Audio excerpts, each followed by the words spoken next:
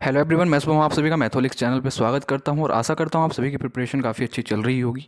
देखिए 2022 का tier 2 schedule हो चुका है। आपको पता होगा 2 मार्च से लेके 7 मार्च तक होने हैं टियर 2 के एग्ज़ाम्स, एसएससी सीजीएल 2022 वाले। तो उसमें आपको सेक्शन 3 जब आप देखोगे इसमें 2 मॉड्यूल हैं।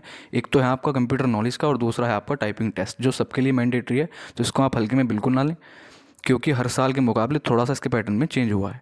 तो उस पैटर्न में जो चेंज हुआ है उसको हम आज देख लेते हैं, क्या क्या चेंजेस उसके अंदर हुए हैं, कितनी स्पीड चाहिए, है ना। और अगर आप पहले क्या होता था कि आप स्किप कर सकते थे इसको, डीईएसटी को, लेकिन अगर आप अभी डीईएसटी या टाइपिंग टेस्ट को स्किप करते हो तो आपका टियर 2 पूरा ही कैंसिल हो जाएगा। इस चीज़ को ध्यान रखिए। तो आपको दे के ही आना है, इसको छोड़ना बिल्कुल भी नहीं है। ये थोड़ी सी इसमें मैंडेटरी इन्होंने कर दिया है।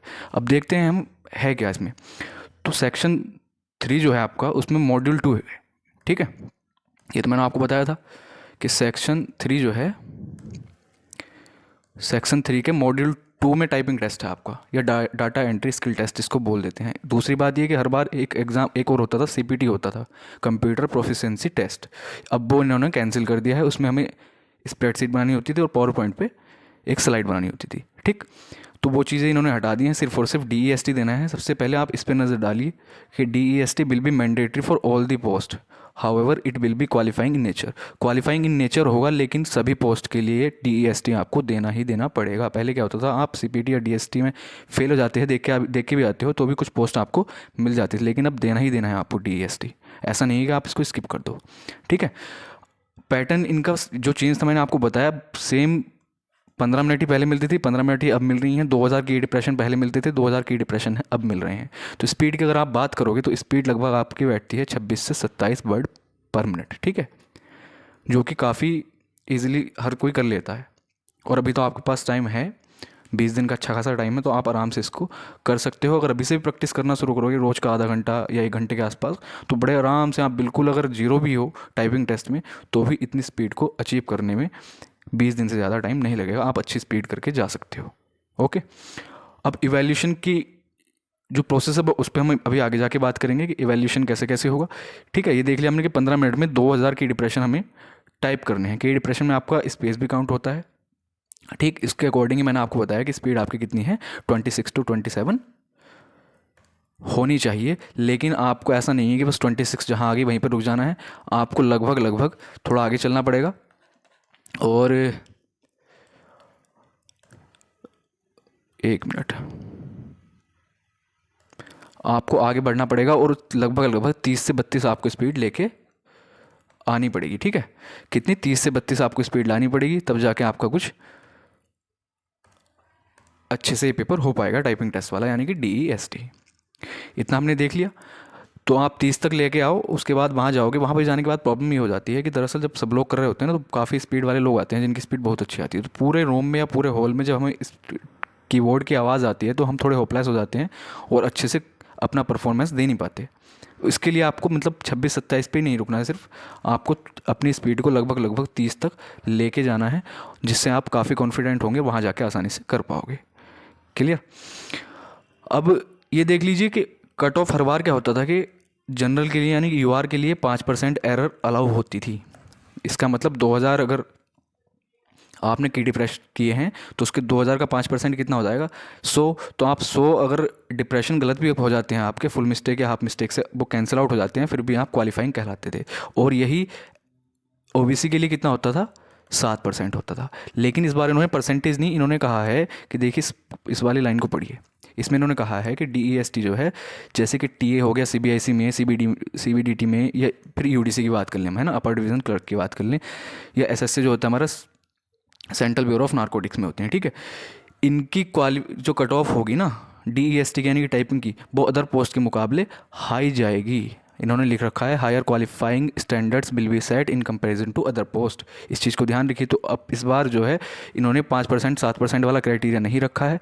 इस बार इन्होंने अपने अकॉर्डिंग बाद में देंगे कि हम कितनी कट ऑफ इसकी लगानी है, ठीक है।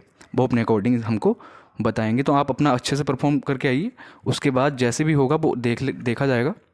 वो अपने अकॉर्डिंग बता देंगे कौन क्वालिफाई हुआ है कौन क्वालिफाई नहीं हुआ है, क्योंकि इनके स्टैंडर्ड इस बार अलग अलग होंगे, हर पोस्ट के लिए सेम नहीं है। इस चीज़ को थोड़ा सा ध्यान रखना है। पहले ये होता था कि 5% और 7% वाला क्राइटेरिया काम करता था, लेकिन अब ऐसा नहीं होगा, ओके। तो अब हम बात कर लेते हैं कि फुल मिस्टेक और हाफ मिस्टेक क्या होती हैं। देखिए, आप जब मिस्टेक करके आओगे, है ना, मिस्टेक भी करके आओगे, तो मिस्टेक कैसे कैसे काउंट होती हैं। तो फुल मिस्टेक और हाफ मिस्टेक पे बात कर लेते हैं। आप इनको पढ़ लीजिए आराम से, इन सबको आप आराम से पढ़ लीजिए, बट मैं आपको जो है आसान भाषा में इनको समझा देता हूँ क्या क्या करना है। कोई भी अपनी तरफ से आप एक्स्ट्रा वर्ड ऐड नहीं करेंगे, ठीक है। एडिंग नहीं करेंगे, सब्ट्रैक्शन नहीं करेंगे, सब्स्टिट्यूट नहीं करेंगे, किसी वर्ड को हटा के कुछ और नहीं लिखेंगे। अगर ऐसा आप करते हो तो आपकी वो फुल मिस्टेक कहलाएगी, यानी कि, ठीक है, ये आपकी क्या कहलाएगी, फुल मिस्टेक हो जाएगी। जैसे कि आप अगर स्पेलिंग को, इसमें डबल एल आ रहा है, आपने एक एल लगा दिया, ठीक है, या फिर डबल ई कर दिया, एक एल छोड़ दिया, इन्होंने दिखा रखा है एग्जांपल के तौर पे, यहाँ देखिए सिपलिंग लिख दिया।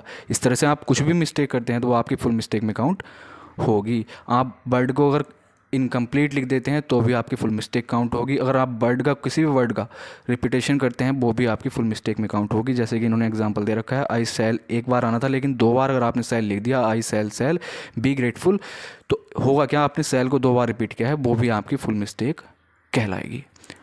Every omission of a word, omission नहीं करना, ठीक है, उसके लिए भी आपको फुल मिस्टेक काउंट होगी और आपके वहाँ पे मार्क्स कट जाएंगे, ठीक है। हाफ मिस्टेक क्या क्या होंगी, देखिए हाफ मिस्टेक में आपका क्या आएगा, आप इसको पढ़ लीजिए आराम से, पॉज करके, 1 मिनट आप वीडियो पॉज करके इसको पढ़ सकते हैं, ठीक। बाकी मैं आपको समझा देता हूँ। वर्ड के बीच में आपको स्पेस नहीं देना है। मान लीजिए जैसे यहाँ दिखा रखा है, एग्जांपल के तौर पे समझ लीजिए, बाकी आप पढ़ लेना इसकी लैंग्वेज जो लिखी हुई है, कि आई हैव के बीच में एक स्पेस होना चाहिए था, लेकिन आपने 2 स्पेस या 3 स्पेस दे दिए, तो भी आपकी वो हाफ मिस्टेक काउंट होगी। रॉन्ग कैपिटलाइजेशन क्या होता है, देखिए रॉन्ग कैपिटलाइजेशन नहीं होता है, कोई भी कैपिटल लेटर है उसकी जगह आप स्मॉल लिख दो, या स्मॉल की जगह कैपिटल लिख दो, तो भी आपके साथ क्या होगा, वो हाफ मिस्टेक काउंट होगी। पंक्चुएशन एरर की बात करें अगर हम, तो आपको कोई भी punctuation where the punctuation mark is omitted और एडेड और सब्सटीट्यूटेड बाई अनदर, पंक्चुएशन जो मार्क दे रखा है उसको वहीं लिखना है, ठीक है, कोई और अलग से अपनी तरफ से ऐड नहीं करना, हटाना नहीं है, ऐसा कुछ भी नहीं करना। अगर आप करते हो ऐसा, वो आपकी हाफ मिस्टेक में काउंट हो जाएगी। ट्रांसपोजिशन एरर क्या होगी आपकी, ट्रांसपोजिशन एरर आपकी ये कहलाएगी, देखिए कि आई होप को अगर आपने होप आई लिख दिया, यानी कि शब्द को पोजीशन शब्दों की चेंज कर दी, वर्ड्स की पोजीशन अगर आपने चेंज कर दी, तो वो आपकी क्या कहलाएगी, हाफ मिस्टेक कहलाएगी। अब पैराग्राफिक एरर क्या होती है, इसको काफ़ी इंपॉर्टेंट है और इसको ध्यान से देखिए समझिए। टैप की होती है एक,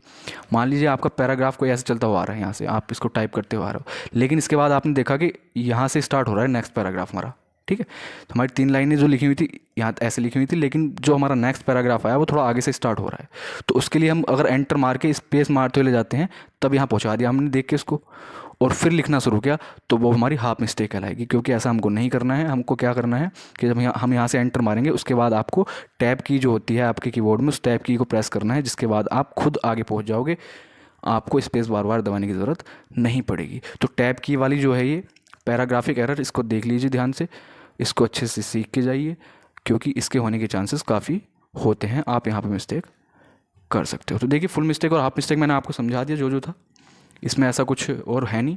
बाकी हाँ देखिए, हल्के में फिर से कह दे रहा हूँ, मत लीजिए इसको, क्योंकि इस बार इन्होंने थोड़ा सा चेंज तो किया है, क्योंकि क्वालिफाइंग तो है, कोई प्रॉब्लम नहीं है, क्वालिफाइंग नेचर है, क्वालिफाइंग इन नेचर तो है, लेकिन हर पोस्ट के अकॉर्डिंग इन्होंने अलग अलग क्राइटेरिया कर दिया है इसका, कि क्वालिफाइंग स्टैंडर्ड जो होगा, क्वालिफाइंग स्टैंडर्ड जो होगा वो अलग अलग पोस्ट के हिसाब से हायर और लोअर हो सकता है, ठीक।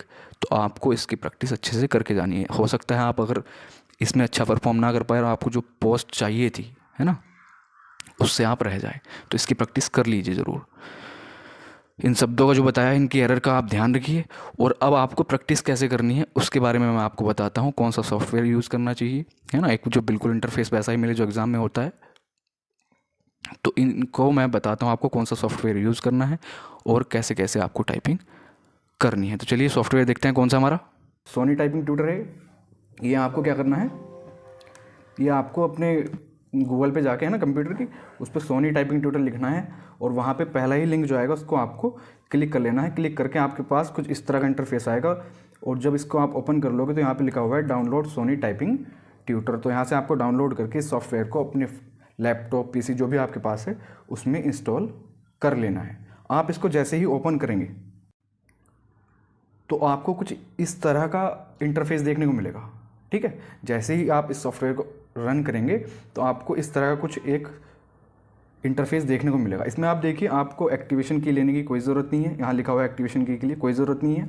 आपको सिर्फ एसएससी की जो प्रैक्टिस करनी है वो आपको फ्री में हो जाएगी, कुछ भी पैसे यहाँ पे पे करने की आपको ज़रूरत नहीं है। अगर हाँ, इसमें देखिए साफ साफ लिखा हुआ है कि अगर आप हिंदी या फिर न्यूमेरिक आपको प्रैक्टिस करनी है तो उसके लिए आपको इनकी परचेजिंग करनी होती है, एक्टिवेट करना होता है इसको। बाकी आप अपने पॉइंट पे आते हैं कि जनरल आपको और कुछ भी प्रैक्टिस करनी है, जैसे इंग्लिश की बात करते हैं तो इंग्लिश टेस्ट पे हमको जाना है। इंग्लिश टेस्ट पे जाने के पास आपके पास इस तरह का इंटरफेस आएगा। यहाँ से सबसे पहले मैं आपको बताऊँ, हो सकता है आपको ये देखिए A-A+ का मतलब जो है आपके फ़ॉन्ट का साइज़ छोटा बड़ा करना, तो आपको शुरू में हो सकता है देखने को छोटे मिले। अपने अकॉर्डिंगली इसको सेट कर लीजिए जितना बड़ा आपको रखना है, ठीक है, क्योंकि लगभग इतने आते हैं वो पेपर के अंदर। 350 एक्सरसाइजेज दी हुई हैं, तो आप एक एक करके पिक कर सकते हैं, नेक्स्ट कर सकते हैं, ठीक है। टाइमिंग अपने अकॉर्डिंगली सेट कर सकते हैं। जैसे सीजीएल वाले की बात करूँ मैं, तो सीजीएल वालों को 15 मिनट मिलती हैं और 2000 की डिप्रेशन उनको करने होते हैं, तो यहाँ से अपने अकॉर्डिंगली आप 15 मिनट सेट कर लीजिए, ठीक है। बाकी वो सेटिंग्स यहाँ दी हुई हैं, उनमें आप कस्टमाइजेशन अपने अकॉर्डिंगली कर सकते हैं। फुल स्पेस, बैक स्पेस, आपका एग्जाम जिस तरह का भी है उसको यहाँ पे आप सेट कर सकते हैं। एसएससी वाले इतना कुछ ज़्यादा ना करें, मैं बताऊँ आपको 15 मिनट सीजीएल के लिए होगी, और सीएचएसएल में आपका 10 मिनट और 15 मिनट का जो टेस्ट होता है उसको आप यहाँ पे सेट करके प्रैक्टिस कर सकते हैं। और उसके बाद आप इसको जाइए, क्या नाम, गो एग्ज़ाम मोड पे, ठीक है। गो एग्ज़ाम मोड पे जाने के बाद आपको कर देना है ओके। ओके करने के बाद आपके पास जो ये इंटरफेस आपको दिख रहा है, डिट्टो लगभग इसी तरह का इंटरफेस आपको देखने को मिलेगा। मैं इस इंटरफेस की बात क्यों कर रहा हूँ, देखिए कई बार होता क्या है कि जब इसको अप डाउन करते हैं, है ना, एक तो या तो हम नॉर्मली टाइपिंग कर रहे हैं तो उस पर हमको अप डाउन करने की ज़्यादा ज़रूरत पड़ती नहीं है, हम ऐसे ही उसको आसानी से टाइप करके चले जाते हैं और प्रैक्टिस हमारी अच्छी हो जाती है, स्पीड भी ठीक आ जाती है। लेकिन वहाँ जाने के बाद कभी कभी क्या होता है, जैसे कोई लाइन लिखी हुई है, ये लाइन लिखी हुई है ना, इस लाइन के नीचे ही इसमें जो कुछ वर्ड्स हैं उन वर्ड्स को ही रिपीट करके निचली लाइन में लिख देते हैं लोग, तो उससे आपस में मिक्स हो जाता है और हम सोचते हैं यार कि हमने पहले वाली लाइन को टाइप तो नहीं कर दिया कहीं, तो फिर हम उसको चेक करेंगे, पूरी एक एक वर्ड देखेंगे, तो हमारा टाइम ख़राब हो जाता है, जिससे हमारी स्पीड डिक्रीज़ हो जाती है, टाइपिंग की स्पीड हमारी कम हो जाती है। तो उसके लिए आपको पहले ही यहाँ प्रैक्टिस कर लेनी है। लगभग पैसेज उसी तरह के सेट कर रखे हैं इन लोगों ने, तो काफ़ी अच्छा यहाँ पे आपको ये मिल जाएगा। मैं आपको थोड़ा सा स्टार्ट करके दिखा देता हूँ। देखिए जैसे मैं कुछ भी लिखता हूँ यहाँ, है ना, थोड़ा सा आपको लिख के दिखा देता हूँ कि उसके बाद क्या होगा, जब आप इसको सबमिट करोगे तो क्या होगा उसके बाद, ठीक। इसको यहाँ से हमने ये कर दिया, आप पॉज कर सकते हो, सबमिट कर सकते हो। मैंने इसको सबमिट कर दिया, यस करोगे तो फिर आपके पास इसका रिजल्ट आएगा कि आपने क्या किया है इसमें, ठीक। तो नाइट स्पीड इसने दिखाई कि मेरी 12 वर्ड पर मिनट की स्पीड आ रही है, ठीक है, और ग्रॉस स्पीड मेरी 21 वर्ड्स पर मिनट की है। अब देखिए यहाँ पे की स्ट्रोक की बात करें तो पर मिनट इसने कैलकुलेट किया कि 64 की स्ट्रोक, आप यानी कि की स्ट्रोक बोल दो या डिप्रेशन बोल दो, की डिप्रेशन दोनों सेम ही होते हैं, तो ये हमने किया है। आपको सारी एरर यहाँ दिखा देगा, सब कुछ दिखा देगा, और इसी से आप कैलकुलेट कर सकते हैं कि 15 मिनट में आप कितनी टाइप कर सकते हो अगर अपनी स्पीड को मेंटेन रखोगे तो आई होप आपको ये सारी चीज़ें क्लियर हो गई होंगी। और मैं देखिए ज़्यादा टाइम ख़राब नहीं करना चाहता क्योंकि सभी के पास काफ़ी कम टाइम है, तो आप यहाँ से इसको देखिए, इसका इस्तेमाल कर सकते हैं सॉफ्टवेयर का, और आसानी से अपनी इम्प्रूवमेंट अपनी टाइपिंग टेस्ट में कर सकते हैं।